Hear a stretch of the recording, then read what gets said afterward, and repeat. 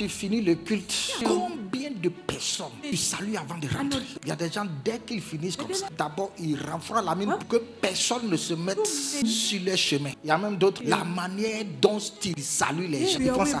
C'est-à-dire qu'ils n'ont pas envie de saluer quoi, mais comme le frère est là, je suis obligé quoi. On le salue rapidement. Ça c'est difficile ça. Il y a des soeurs qui viennent ici. Personne ne leur a dit, ah soeur, comment ça va? Tu te portes bien chez toi? Tout ça là. Mais elles viennent à l'église. C'est parce qu'elles sont de conditions basses. Sinon, moi je ne suis pas de ce rang là. Parce que c'est les oiseaux du même plumage qui volent ensemble. Donc on n'est pas de la même catégorie. Ça c'est le monde. Jésus dit, j'ai mon amour. Mon amour est différent de celui du monde. Le monde fait des considérations. Le monde fait des distinctions. Mais Jésus dit, moi, vous devez aimer comme moi je vous ai aimé. Comme moi je vous ai aimé. Je suis Dieu. Je suis descendu sur la terre. Et je suis parti chercher Pierre qui était un pécheur, un tofinou. Je suis parti chercher. Il n'a jamais été à l'école. Je suis parti le chercher. Et il est devenu mon ami. Quelqu'un qui n'a jamais été à l'école. Il pêche les poissons. C'est lui qui est ami de Jésus. Et après, il va dans une administration et il trouve un fonctionnaire là. Un gros fonctionnaire, Matthieu. Et le prend. Donc parmi ses amis, il y avait les tofinous qui n'ont jamais été à l'école. Il y avait les fonctionnaires aussi. Il y avait toute catégorie de personnes. Et il traitait avec eux. C'est ça son amour. Ça l'amour de Jésus. Aimez-vous les uns les autres tel que je vous ai aimé. Et puis on vient à l'église. Jésus, moi, je t'aime.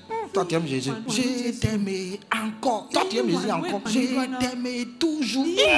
Je t'aimais vrai. Il dit, aimez-vous comme moi, je vous ai aimé. Écoutez, bien-aimés, nous sommes dans les derniers temps. Et Jésus est à la porte. Jésus va revenir chercher son église. Mais une église qui atteint la maturité. C'est pourquoi il a dit que Jésus lave son église. Et il la rend sans tache et ni ride. Sans tache.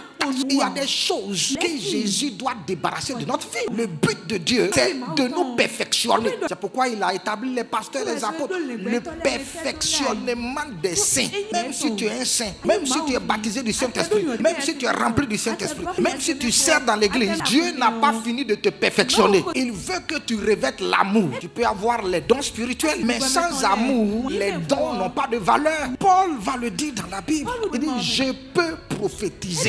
Ça c'est dans 1 Corinthiens chapitre 13, verset 1, 2, 3. Je peux prophétiser, mais si je n'ai pas l'amour, c'est zéro. C'est-à-dire, si je n'aime pas mon frère, si je ne visite pas ma soeur, si je ne peux pas m'asseoir avec un frère pour parler, mon ministère est vain, mon onction est vaine, mes dons que je fais à l'église là sont vains. L'amour d'abord. L'amour, c'est la loi de la nouvelle alliance. L'amour, c'est la loi du Nouveau Testament. L'amour, c'est la loi de l'esprit. Quiconque dit qu'il a l'esprit doit aimer. Est-ce que tu aimes?